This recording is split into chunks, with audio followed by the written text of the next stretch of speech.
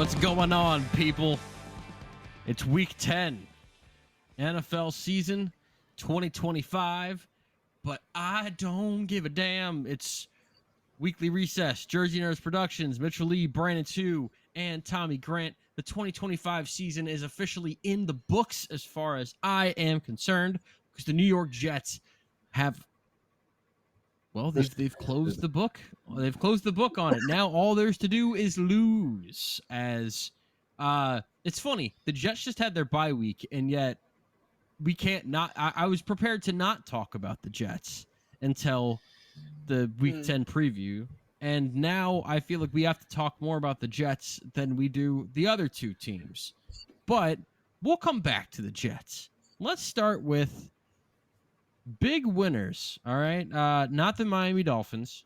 They suck. They fired their GM, and the Ravens blew them out. That was not good. But your other team that I begrudgingly I like to make fun of you for not really being a Bills fan. You're a Dolphins fan, but you're not really a Dolphins fan. You're a Bills fan. Brandon is 100% Panthers, though. Yeah. And the Panthers. Can you explain what's going on? Because We're Rico back, Dowdle was baby. third. No, you're not. Panthers are. Let me just go ahead and get that out of the way. No, you're not. Rico Dowdle was third in the NFL in rushing. Bryce Young still isn't convinced anyone that he's playing well. Yeah. They don't really get Ted McMillan involved, and yet they seem to just win games like this quite frequently. Yeah. Credit to Canales, credit to the defense. I don't really know. Like I don't have much. The quarterback situation is what it is. I was telling you guys before we got on here, he's probably gonna get another year, just because who else are you gonna go to if you don't give Bryce Young another year? I will say Andy Dalton probably won't see the field again. Probably won't play another snap for Carolina. Hell He was no. also playing hurt that 1 week, so not really sure why he got the start over some other guys on the roster. But yeah, I think they're good enough to actually win games with the QB playing subpar to par, which is a positive. But it also probably means they're like a 7-10 to 10-7 team. And 10-7 could get you in the playoffs, but I'd rather not be in the playoffs if you're going to play that poorly at quarterback. So they're in the in-between area, and I don't know if I like to be in the in-between area, because as a 2008 Hornets fan to like 2014, being the 8th seed or the 9th seed all year was, quite frankly, one of the most disgusting things that franchise could have done. So I really hope the Panthers aren't in that situation for long, but they also are winning games, Mitchell. So I really can't complain too much, I guess is my whole point. But I've said it the whole year. Cracked the code. Yeah, they're 500 You say team. I've you said don't it the want to whole be. year. You want to be either good or bad. You don't want to be in the middle. Right, you don't. I mean, I think Um, being in the middle in anything is like pretty monotonous and stupid. Dynasty football, fantasy wise, do you really want to be in the middle? Like, no. Like no, in a we couple wanna of either leagues, in a couple of our Yeah. leagues, Mitchell, I'm very much like the 6th best team or the 7th best team. Like, do I really want to be that? Yeah, Like, probably you not. should trade me Jamar Chase and just start sucking. Yeah. I know. I've been True. trying to tell you this for years. But yeah, the thing about being in the middle is, if you're in the middle for like 1 year, that's fine. If you're going from being a team that sucks ass to a team that is, Actually a wins playoff games. contender, and you have 1 year where you're 7-10, 8-9, that's just, you don't want to be the Atlanta Falcons the last few years, Yeah. where you're just in purgatory. You'd rather be in a situation like the Jets are right now, where you're like, look, we are going to suck this year, but And we maybe also have next year, hella, too. but we also have hella draft capital, and we did not move on any of our offensive pieces, so that the quarterback that we take will come into a good situation. Yeah. So, but to finish up that point with the Panthers, Rico Dowdle's been killing it. I think he's going to get like a long-term contract. I mean, yeah. I don't see maybe. why not. I don't see why not, personally. And I still like Hubbard. Like, I still think Hubbard's like a good back to like I've always liked spell. Chuba. Yeah, I've always liked Chuba too. Like, I was telling people when he got drafted, I was like, I think that's a pretty good pick. Like, that's really not a bad pick. Like, we'll see what happens. And they decided to pay him. They decided to pay. I guess they gave Sanders like that 1 year deal, but I don't know. The running back situation figures like it's finally been solved a little bit. And even when he was like, it looked like he pulled his groin at one point, and he still was out there getting like 7 yards a carry. And I was like, maybe Rico Dowdle is just like on one recently. So yeah, I'm with Tommy. I think he gets a long-term deal. I'd almost expect it at this point at the end of the year, but we'll see. The wide receiver core is still iffy. I mean, Tet's a beast, but Then throw him the damn ball. Get him the ball. But I mean, yeah. Throw him the ball. The what tight the end hell? situation's good too, right? I mean, they got 3 tight ends they can play. Fuck the tight ends. Throw Tet the ball. As someone with multiple dynasty teams with Ted McMillan, because I love him so much. I asked you what Tet was worth in one league. You never got back to me. No, did you? Okay, because I am very much open to trading Tet if the off. Like, hey, what will it cost you? You were like, I'm not going to answer that. I literally responded. I'm looking at my response right now. Maybe I didn't see it. That's on me. Yeah, you blind motherfucker. I gave you a response. You guys want to hire me to negotiate a deal for your... Please. Mediate the shit out of me right now. I want to hire Darren Muji because he has been just fleecing folks. But again, we're not going to talk about the Jets just yet because the Bills beat the Chiefs. Oh, we were going to talk about the Bills over the Dolphins. I wanted the Bills to start beat the negative Chiefs. I have never been so happy to be wrong. Why? To be wrong. I was going to say the Bills beat the Chiefs in the regular season just about every year. It's January. You can't beat them, man. Well, last week's predictions, I thought the Chiefs were going to win this week just because I had that weird feeling. Who might have predicted the Bills to win? Gee, is it some really bright young man named Mitchell Lea? Yeah, it is. Yeah. Everyone else picked the Chiefs, I'm pretty sure. I don't know why you guys all did that. Yeah, everyone else picked the Chiefs. We didn't have faith. That's what happened. No, I thought the Chiefs were putting it together. Like I thought. Yeah. That really came down. I thought Mahomes had one of the worst games I've seen from him. He was trying so hard to hit the deep shot. I don't think they need Xavier Worthy or Hollywood Brown. They need that too. They really wanted to get Breece Hall. I mean, they're starting Clyde Edwards-Helaire. Yeah. Oh yeah. No, it was really funny. They're like, and Clyde Edwards-Helaire, the first-round pick, makes his triumphant return to Kansas City, and he's losing yardage. Yeah. Yeah, very triumphant return. This isn't like Kareem Hunt where he came back and it's like, all right, Hunt's getting some good goal line touches, scoring touchdowns, and the Bills. Mitchell, I like Mahomes. I'm telling you, Josh Allen is the best QB in football right now, and I don't think it's really an argument. I'm not going to. I think Mahomes is having the better season now too, so I don't think you can argue that. That's fine. Say that, but they played each other, and Josh balled out. They play each other every January, and what happens? What happens? Brandon, that doesn't mean I'm going to pick against the Chiefs. I'm the guy who has the Chiefs in the Super Bowl. I'm fully aware of what Pat does. I have more faith in Mahomes than I do in the rest of the Chiefs because I do think that run game is a liability as opposed to Josh Allen, who does have a good run game and a good offensive line and a defensive game plan where they came ready to go. I mean, Joey Bosa, I don't think I've seen him that active in a football game in a long time. He's really rejuvenated his career. In Buffalo, they've got good young players in the secondary. Cole Bishop was all over the place. I could also tell that they are young in that secondary because of the stuff that they were saying in the locker room after the game. Because Maxwell Hairston was like, yeah, you can tell by Xavier Worthy when he lines up this way, you can tell he's not getting the ball. But when he kind of postures himself this way, he is getting the ball. And it's like, maybe don't say that. Maybe keep that in the back of your head because now you've put that out there. Classic Orlando Arcia move after they beat the Phillies that one game, and he just started mouthing off about Bryce Harper. Classic. Yeah. You know what? You know when you can do that? when you beat them in the playoffs. Right.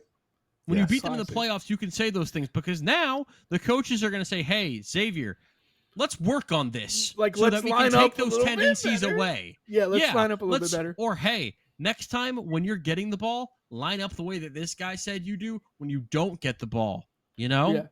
As a No, way of deception because everyone thinks they've got the book on people now. Stupid. Keep that shit to yourself. Tommy, you brought up the receiving core last week. Are you encouraged by what you saw? For Buffalo? Yeah. Yes. Okay.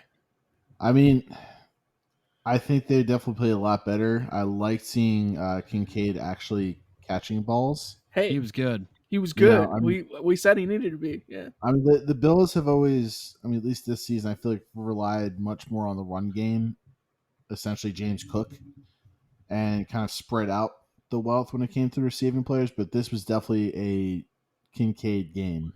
I think Kincaid on linebackers, like when he stacks guys and gets over the top, it's curtains. Like that dude can get open against linebackers.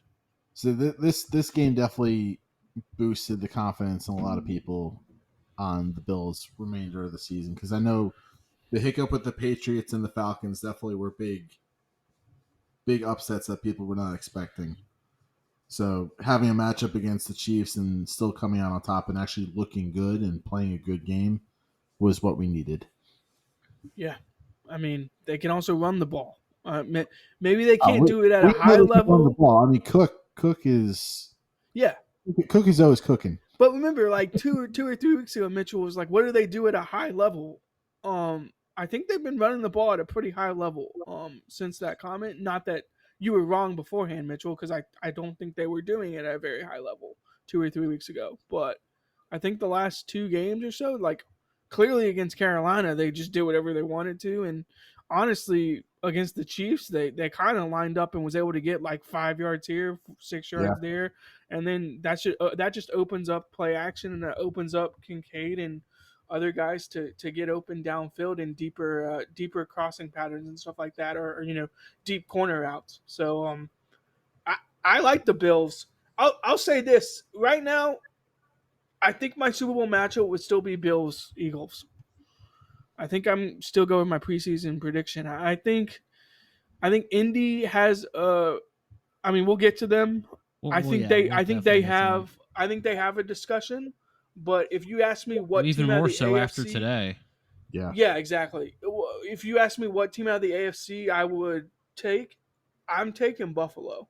Like as of now, I'm still I kind of I need to see where the seedings lie up and all of that because I mean the Bills and the Chiefs, as good as they are right now, if the season was to end today, the Chiefs wouldn't be in the playoffs. And I'm not saying that I don't think the Chiefs are going to make the playoffs, but both of these teams have work to do, not just for the 1 seed, but to win their divisions, because the Patriots are right there with the Bills with the head-to-head win against the Bills.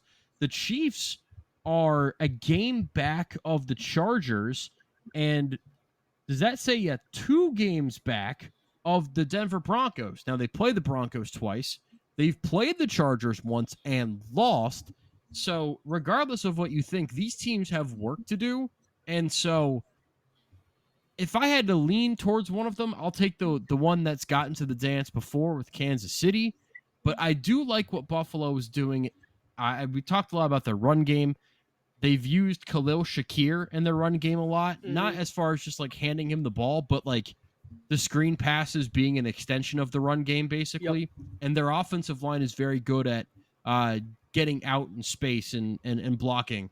So I think it's the Bills and Chiefs are still the cream of the crop, but until we see how this thing officially lines up, it's hard for me to say, on November 4th, because we have no idea if the Bills are going to be playing a road playoff game for the first time or a road wild, because in the wild card, they're used to, hey, whatever quarterback the Steelers had as their 4th string quarterback to start the year, yeah, let's go ahead and play that guy. Or Bo Nix as a rookie, or whatever the case may be. They're beating up on teams in the first round.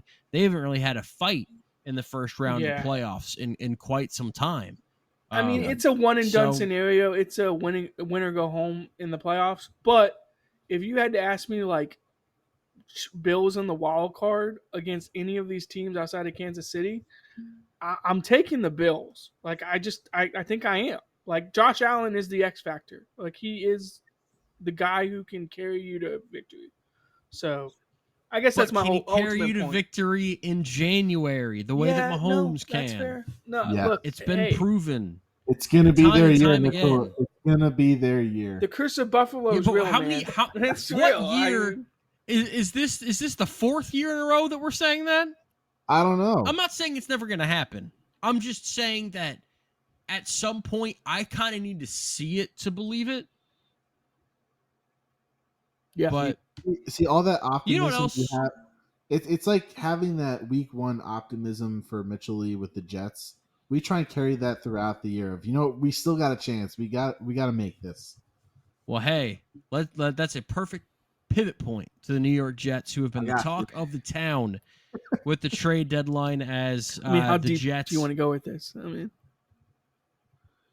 it's Mitchell. They're going to go deep. Okay. No, I mean, I'm just asking.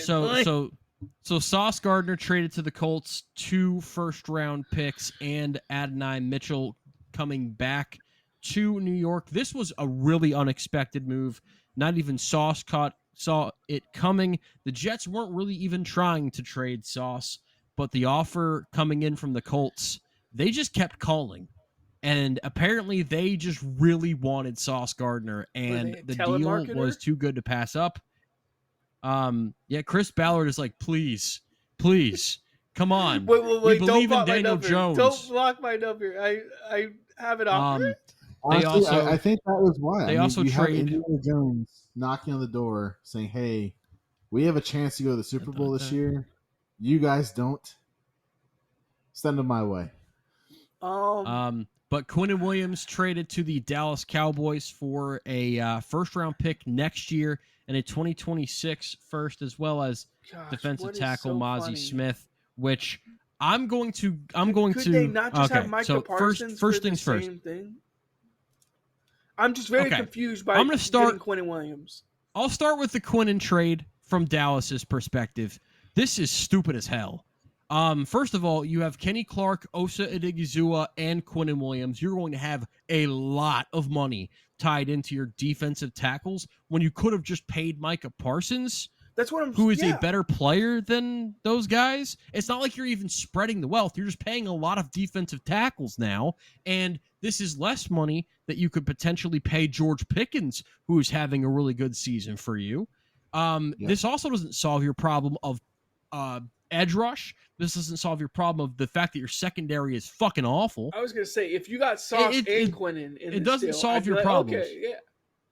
Like if the Cowboys had traded for Sauce and Quinnen, I'd be like, oh, okay, that makes sense. Like, their secondary is so bad. And give us let's put someone back there who, like, let's shut down one side of the field. But you just get a D tackle. Like, I like Quinnen. I think Quinnen's good. But you could have just paid Quinnen's Micah Parsons. A good player. But Quinnen Williams at that price on a contract that was, I think he has about a year left on it, and he apparently wanted out. He just wasn't vibing with this new regime, and Fair enough. Wanted out. He'd been here for 7 years. Good football player. I love the move for the New York Jets, particularly because they get the better of the 2 picks between Dallas has 2 first-round picks next year. They have the Cowboy, they have their pick, and they have the Packers pick from the Micah Parsons trade.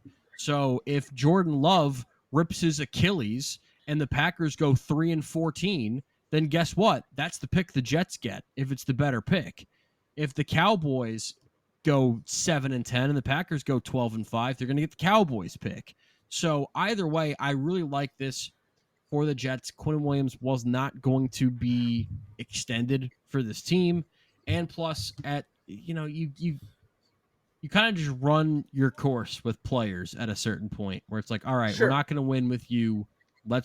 And a lot of times it happens after you really are able to get too much in a return, still able to get a first, a second, and Mozzie Smith's been quite bad for Dallas since he got drafted, but you know what? Change the scenery and just we needed someone else in there. Why not just add him So in? the actual trade that matters for the Colts,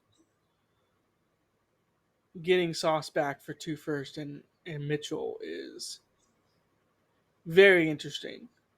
I think the Colts Yes. basically got exposed this last weekend, and they were like, "We got to fix this." And to Tommy's point, they were like, "Hey, I think we have an offense that could win a Super Bowl. I think our defense is good enough. Our secondary might not be up to snuff.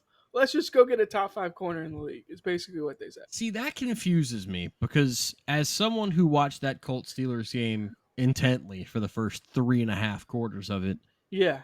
if your takeaway was, man, this Colts The secondary secondary's sure not is good. bad, Yeah. I don't really know what you were watching. Not that they were good, but my takeaway was the Steelers are dominating in the trenches, and that's where the Colts have been dominant all year. Daniel Jones is constantly under pressure. They can't run the ball at all against the Steelers. This is the identity of their football team. But you would say Sauce is an upgrade from any corner they have on their roster by far. Well, yeah, Sauce is an upgrade from most corners in the National Football League, So, save maybe a few. When you have the chance to get a guy who can go head to head against another one, I think you got to take it. I mean, here's the thing, okay? I don't even think their defense is that bad. I'm just saying they got exposed from a team standpoint of like, man, we couldn't run the ball and then everything fell apart, which is what happened to them offensively this last game. From a Colts perspective, there is one way, and I think only one way, to read this trade. A 100% endorsement of Daniel Jones. Okay. You do not make this trade if you don't believe that what Daniel Jones is doing, not what happened in Pittsburgh, not what happened in New York, but how this season has gone to get them to 7-2, if you don't think that that is something that can be sustained. Because if you don't believe in that, you don't make a trade like this. You say, hey, we're playing with house money this year. If we do anything we do in the playoffs is great, but we just don't think this is a sustainable thing. They think this is a long-term, sustainable thing that they have going with Daniel Jones. And I have been the biggest supporter of the Colts so far this season because I think they have a very good coaching staff. I think that Shane Steichen has a good plan offensively. I think they have weapons that complement each other really well. Unfortunately, when you're paying Sauce Gardner, and you're going to have to pay Daniel Jones after the season, you're just going to have to pay him. And is Jonathan Taylor on the books yet? I don't think he is, right? I think Jonathan Taylor's on the books, but I think he's coming up for another one decently soon. Yeah. And you're gonna have to pay.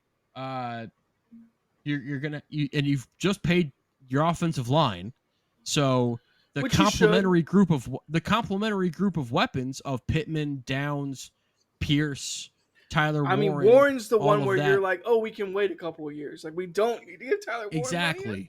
Yeah. And you traded away Adonai Mitchell as well, so you really have to bring back Alec Pierce. I'm just saying that this is a move that you only make if you think you can win a Super Bowl. Mm-hmm. And as much as I have been on the Colts, even with this trade, I do not see them as a team that can win a Super Bowl because, one, I think they need, if they were going to make a move, the corner's great, but go get yourself an edge rusher. Go get yourself someone that can put the Maybe they do. The quarterback on the goal with what now? I mean, you don't have your firsts. You don't have money to go out and get anybody. Is Jadeveon available? Like, I don't know. Like, is Jadeveon good? Like, is Jadeveon? Hey, I'm just trying. I'm throwing Band-Aid solutions out there, man. You know. I'm just saying that this is like, it's a good move from the perspective of that locker room is all the way bought in now, but if Daniel Jones was to go pumpkin mode, and next year, And the Colts have had a history of injured quarterbacks lately. Even with the good Wait. offensive line. What if Jones gets hurt next year and you're giving up the 8th pick in the draft in a really good draft class? I'm not saying that this is a bad move. It's just a very risky one. And from the perspective of the New York Jets, I loved this deal. Mm. Maybe even more than the Quinnen, but no, definitely more than the Quinnen deal. As much as I like getting the Dallas pick, I think that Quinnen was more integral to the Jets than Sauce was. And Sauce had, there were reports that Quinnen was kind of frustrated with stuff, but Sauce, you could. I don't think you needed inside information to see that Sauce wasn't all the way in. No, but apparently he was. But if they're down in games, he just kind of checks out. And I know that, that's not going to be the case in Indianapolis. But what if it is next year? Or what if, he just hasn't been that guy. I love the move for the Jets. I love being able to stockpile 5 first-round picks in the next 2 years. If you're trying to rebuild a team, you have a good offensive line. You have Garrett Wilson. You have Mason Taylor. That's not a bad situation to bring a young quarterback into. You have guys who are are playing for money, playing for contracts. You're never just gonna like tank a season and not win. But if we're being completely honest, as unbiased, looking at this from a Jets perspective, I want to be bad this year. I want to be bad next year. I want Jeremiah Smith. Like 100%, I want Jeremiah Smith. I want Ty Simpson throwing the ball to Jeremiah Smith. Yeah. Because as of right now, I'm a Ty Simpson guy. I like Mendoza, but Ty Simpson's been really impressing me. And maybe they don't take a quarterback this year. With the amount of picks they have, they can pass on quarterback another year. They can wait a little bit. They could. I like where the Jets are at. If you're going to be bad, I don't like where the Jets are at, but I like the potential of where things could be. Right, exactly. Lean into it, I guess, is my point. Yeah. This, because here's the thing. People are saying, the last regime did that. Yeah, the last regime also kicked that off by taking Zach Wilson. So here's a little note to the next regime. Don't do that shit. So, all right. Let's talk about some Week 9 football from teams that matter. Brandon, I'll let you start. What stood out to you? I joked. I'm gonna follow through. The Steelers defense looks awesome. I said this a couple weeks ago. The Steelers are looking good defensively. Yeah. I don't know what it is. I don't know what star players really putting it together over there, but they are looking strong. I think the steel curtain's back. No, I'm not going to go that far. No, we're on the path. Yeah. To the steel curtain, but we are definitely not. We are not there. I also think Aaron has played well enough. Yeah, he makes the throws he needs to make. Gets a couple touchdowns a game. Warren is okay. They have enough offensively where DK didn't even do anything in this game, and they put up enough points to win. I mean, also when you turn the other team over as much as they did, and Josh Downs muffing a punt at the very beginning of the game, things were on the downturn for Indianapolis very quickly in that game. But I will say this: the Steelers punched them in the mouth, and then they didn't let them off the mat. So I like where Pittsburgh's at. I think Pittsburgh's actually legit, and I'll keep saying this every single week. Drake May is an awesome quarterback. And I think the Patriots' playoff hopes and the Patriots' division hopes are real. I like what I've seen from Drake May. Third in MVP odds this season are second now. He might be second now. Mitchell, he's as good as it gets. So that's my 2 takeaways. I know I say it every week, Drake May, but I'm just gonna keep saying it until it eventually runs its course, and I don't need to say anymore. He's been fantastic for the most part. Well, yeah, he's my Well, he was my leading MVP candidate, That's fair. but there is a player now that I think might be a little bit too difficult to Overlook. overlook. And that player's name is Matthew Stafford. Oh, I might still like Drake May's 1A, but Matthew Stafford's very close at 1B. He's playing such great football right now. I know that there have been a lot of people saying that this might be the best football of his career. And I rolled my eyes at that a few weeks ago, and I know they just played the Saints. And the Saints should have probably done what the Jets did, which is just haul Chris everyone Olave out of town. gone. Exactly. Every Yeah. I mean, they single gave up defensive guy. gone. Gone. They gave up Shaheed and Penning, but they got no more than a 4th round pick out of that situation. The Rams on a 3-game win streak. They get the 49ers in a big game. I mean, their next 3 games are massive. 49ers, Seahawks, Buccaneers. So they're going to play in some big games. And I think that if Matthew Stafford, if they can win 2 of those 3 games and Stafford keeps playing the way that he's playing, he will be the MVP frontrunner. Interesting. Yeah. But also the defense just looks solid. They've got a really young defensive front. I wonder, what would it have looked like? And the team that would have gotten me the most excited if they did this. What if the Rams would have made that trade for Sauce Gardner? Because they have the Falcons' 1st-round pick this year. Yeah, they kind of already did that with Jalen Ramsey, though, right? Like, they kind of already, like... Yeah, and it resulted in a Super Bowl. Yeah. Man. So just run it back, do it again. There you go. 1-2 skidoo, you know? I'm sure what it is the price is 2 first, and the Rams are like, well, I mean, we've already mortgaged 1st-round picks before. Like, could we not do it again? You know, they've won a Super Bowl on the fuck them picks mentality. But yeah. I'll say Detroit. Okay. Interesting game. JJ McCarthy's plans seem to be get hit as much and as hard as humanly possible, but I'll be lying if he didn't. But I'd be lying if I said I don't think he was amazing or anything, but I think that he moved around pretty well. He ran the ball. There was 2 to 3 throws that game where I was like, okay, JJ, like that's what it looks like to be an NFL quarterback. I think what JJ McCarthy's really excelled at is the red zone. Yeah. I think that once they get in the red zone, he's just a guy that can buy enough time to make plays with his feet or his arm, and they have the guys that are able to get open and scramble drill. And I mean, this was a game that I thought was won by the Minnesota defense more than the Minnesota offense. They just needed the offense to give them enough, and they did. I mean, if you can hold the Lions to 65 yards rushing on under 3.5 yards a carry, you're doing something right. And I know that they got down early, but they weren't down by more than like 10 points.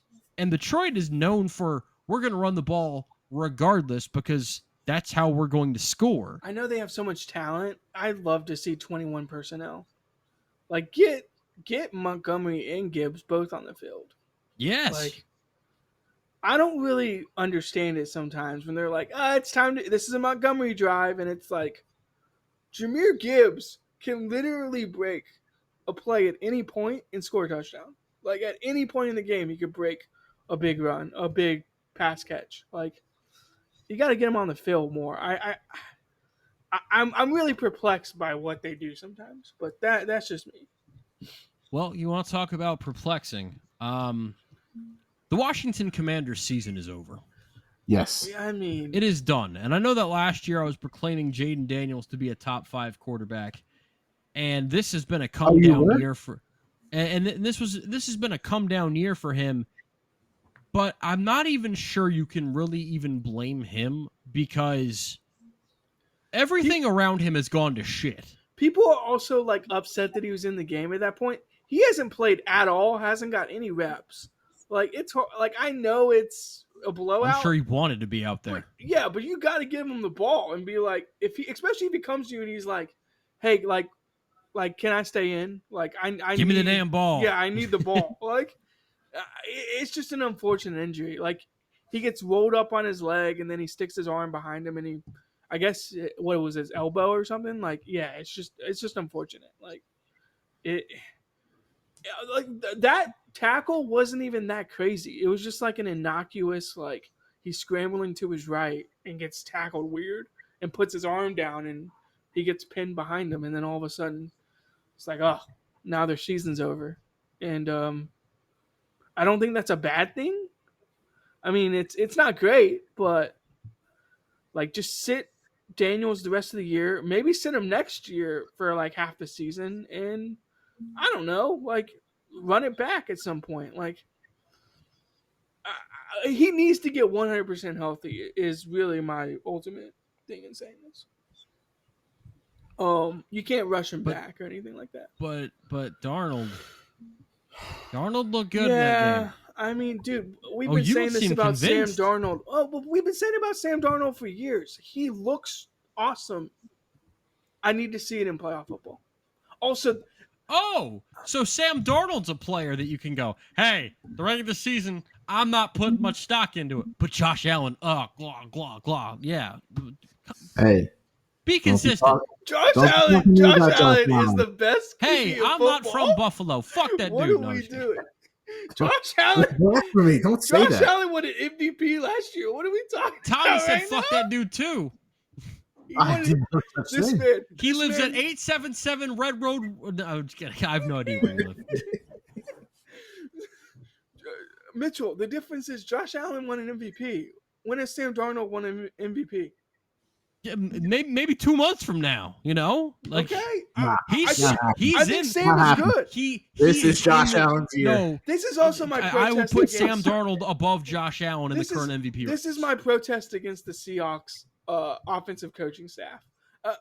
They've decided that Kenneth Walker what this is about. It's not a player. That's what this is about. This is all about your boy K9. Yeah, it is. What can I say? Bias was deep. We didn't see much Charbonnet on Sunday night. We saw him more than Kenneth Walker. Well, the man doesn't even touch the ball. Get him out of Seattle. I need him on another team. Like someone would actually use him. Like what are we doing? No, Sam's been really good. And look, JSN's a dog. I think him being with Cooper Kupp's like, hey, like Jackson, I know you've got some talent. You might not be the fastest guy. Let me teach you some like tips and tricks in order to get open. And I think JSN has run with that because that dude gets like 5 yards of separation on like every single route. It is crazy how much he is open. Like it is Jamar Chase levels of, if you play me one-on-one man coverage, I am cooking. That's a mistake. You. Yeah. Yeah. That's a mistake and not one you'll be making twice. Yeah. Right. Exactly. So yeah, JSN's a dog. So look, I'm not out on Sam. I'm just saying I need to see it. You sound in a bigger game. Sam. In a bigger game. That game was nothing. They were blowing the Commanders out. Give me like against a real they're team. blowing him out because of the play of Sam Darnold. Okay, fair. They didn't just come into the stadium up 28 points. They might as well do things to earn that. They might as well have. I mean, that game was over by the because first Sam quarter. Darnold shut the damn door. Speaking of shutting the door, last note for Week 9. Okay. The Cincinnati Bengals have no idea how to shut the damn door. Joe Flacco found out what Joe Burrow has been about for the last 3 years. Yeah.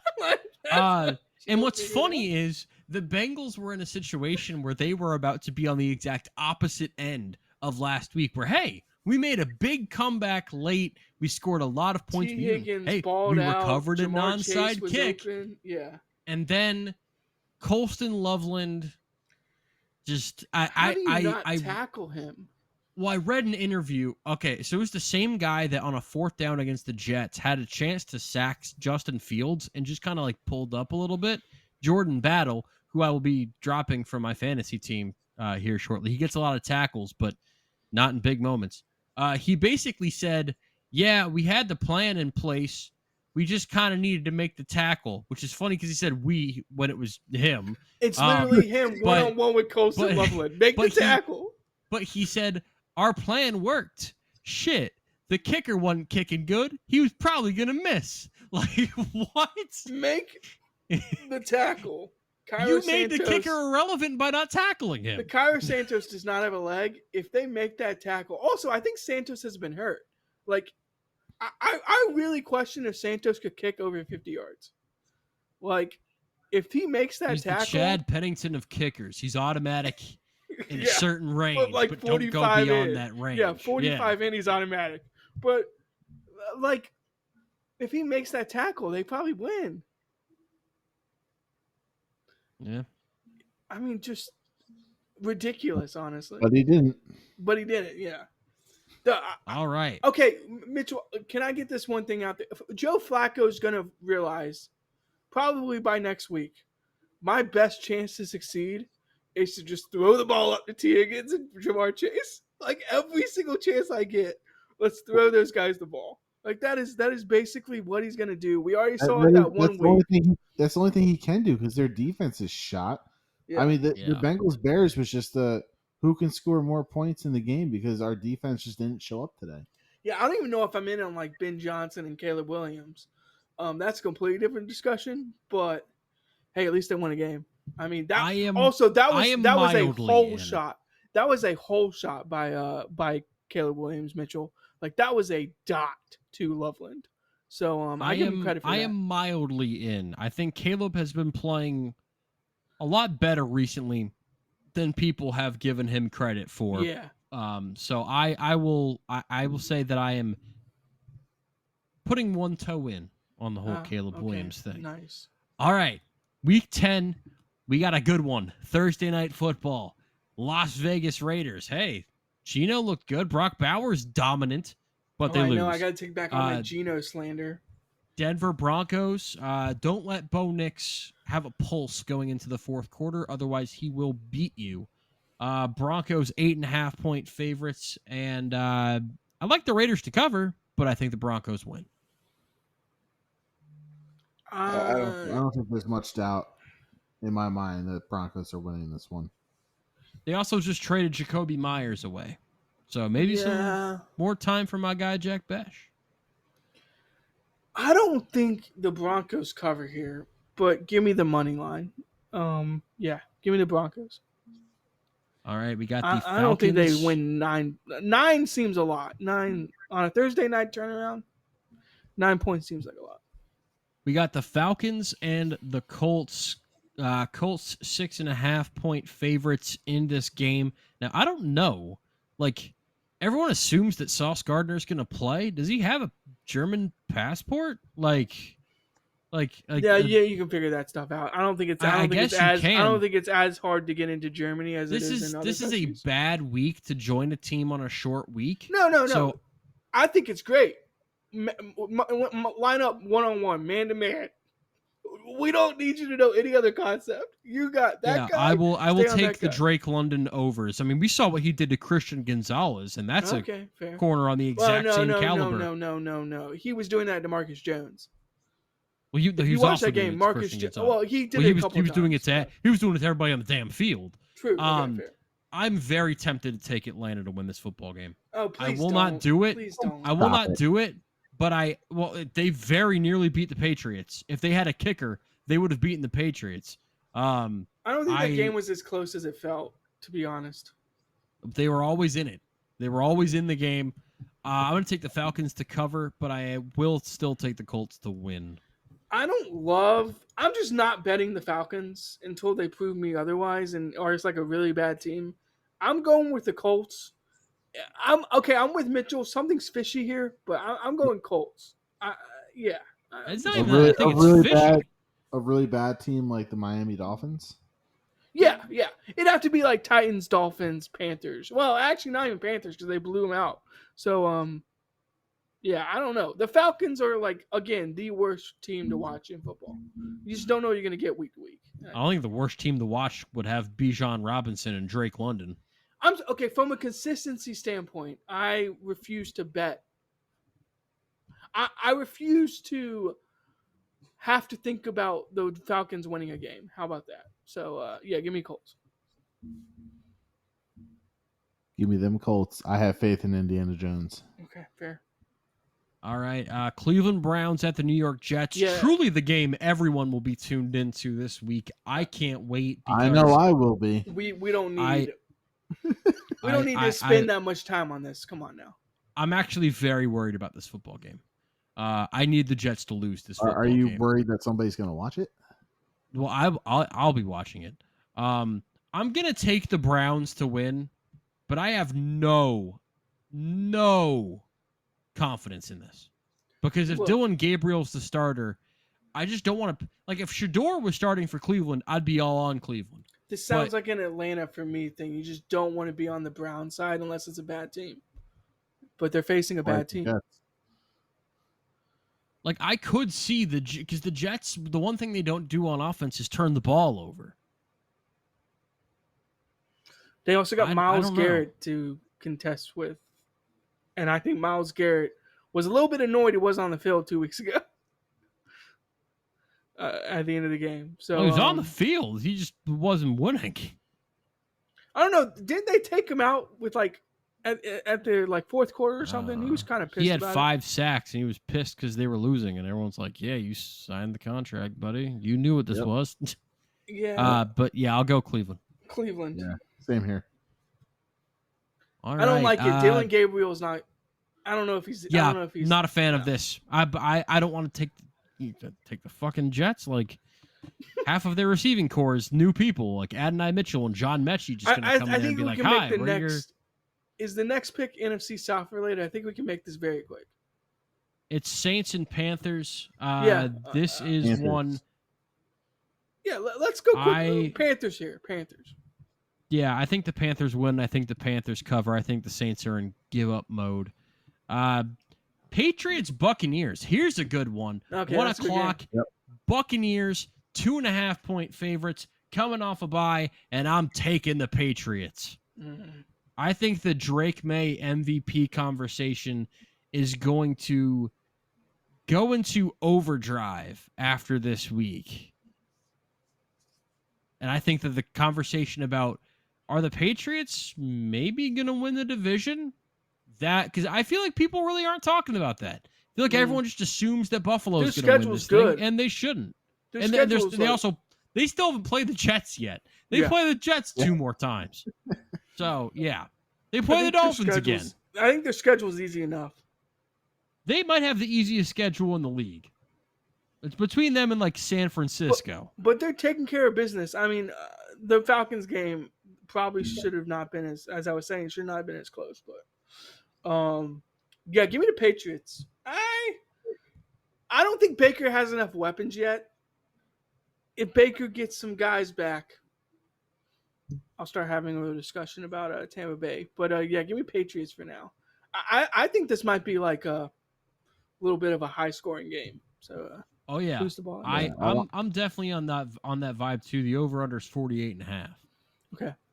I don't like rooting for the Patriots, but I think they've been the better playing team this season. So I'm going with Patriots on this one. I will say Connor is going for the Buccaneers on this game. Okay. We've got the Ravens and the Vikings. This is one that Baltimore's really going to need. I don't know what it is. I just have like a tingle in my ball sack that's telling me that the Vikings are going to win this football game. Interesting. Baltimore's a 4.5 point favorite. I just feel like the Brian Flores defense is going to make things very one-dimensional. I think this is Lamar to throw the football.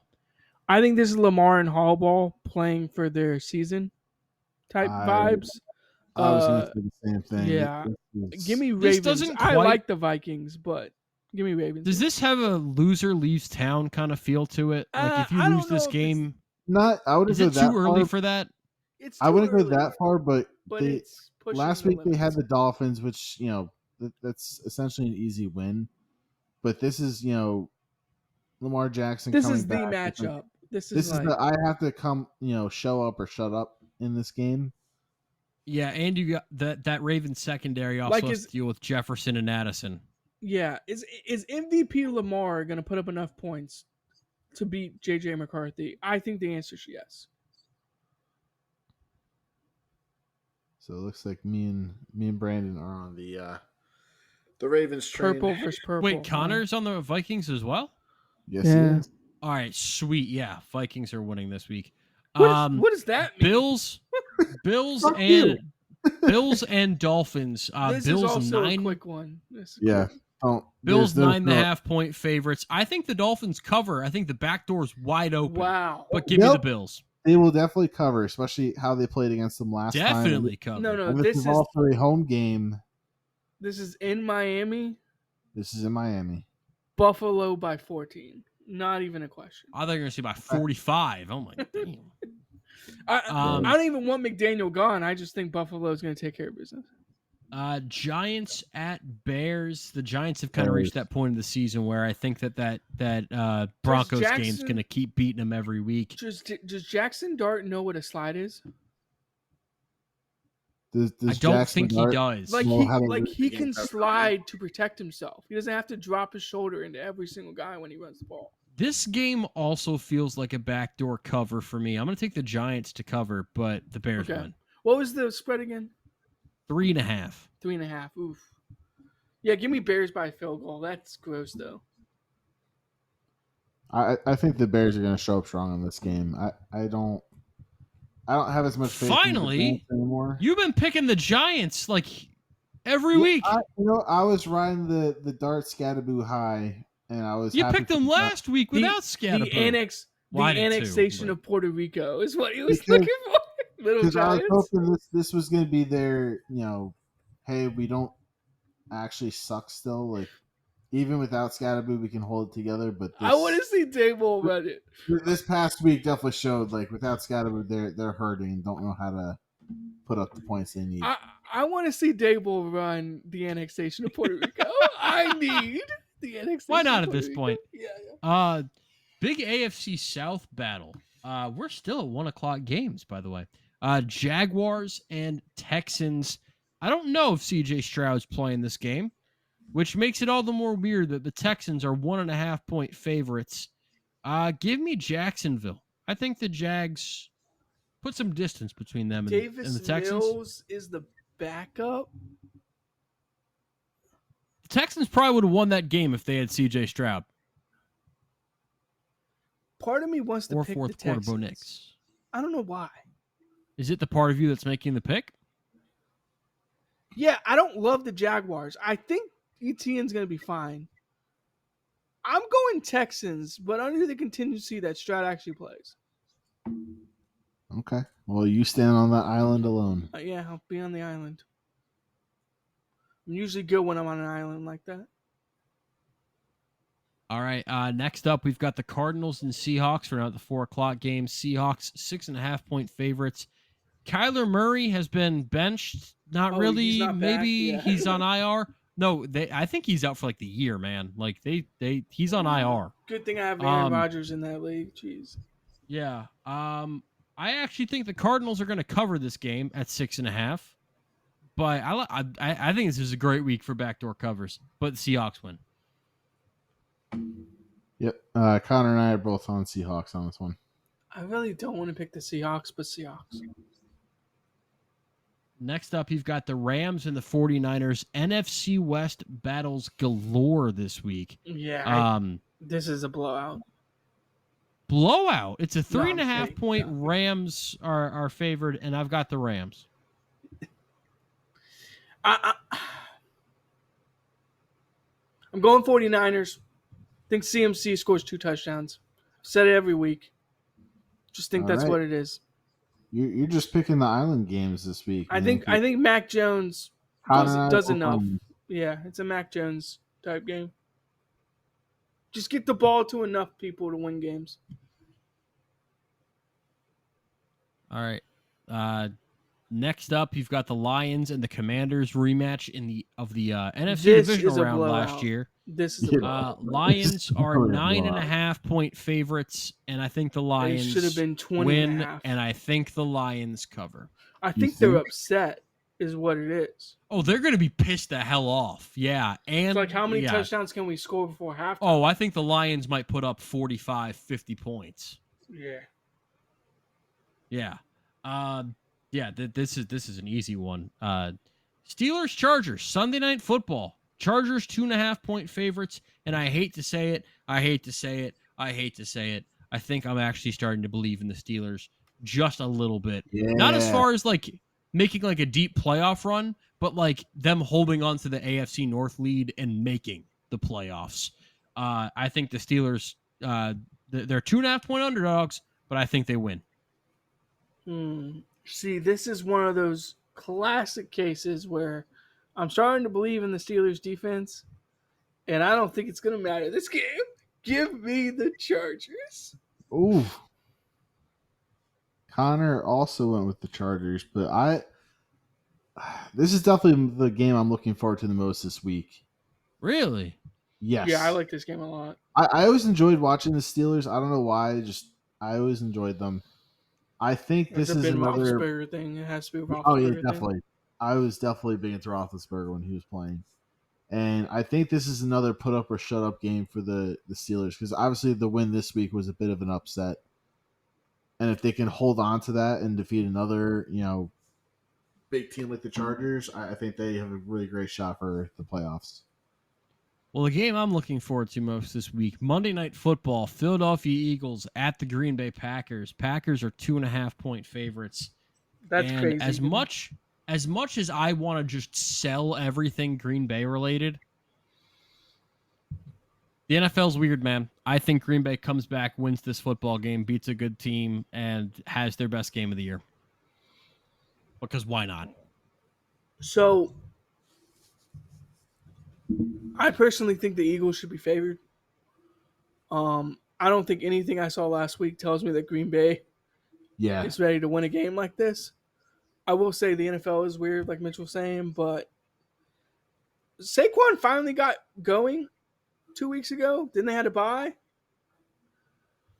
You got to give the ball to Saquon. Is he going to say it? You got to lean on him. You have to do it. They haven't really leaned on him too much this year. I'm saying Philadelphia by 18. Damn. Okay. Like they gotta put their foot down and be like, we're the best team in the NFC. Damn. 18. Okay. Tommy? Eagles, baby. All right. Is Connor with me at least? I'm on an island. Put up or shut up. You're an island, man. Like if you think you're the best team in the NFL and you think you're the best team in the NFC, then go out and I think I am the best team in the NFC. Yeah. Now, I don't think it's going to be a blowout game like Brandon does, but I definitely think it's going to be a Eagles-dominated game, but the Packers kind of cling. Hold around. Yeah, stay around. Lambeau is a little weird in November, December, January. So might come into play. All right, next week we have some great games. We have the Jets and Patriots on Thursday Night Football. We have in the newest series of the newest edition of Fuck You International Games. You're getting our worst. It's Commanders Dolphins in Madrid. Yeah, horrible. We do also have Buccaneers Bills. Anybody? That could be fun. We got maybe the Panthers Falcons could be a little bit. Maybe there's something there. I mean, Atlanta's gonna be bad.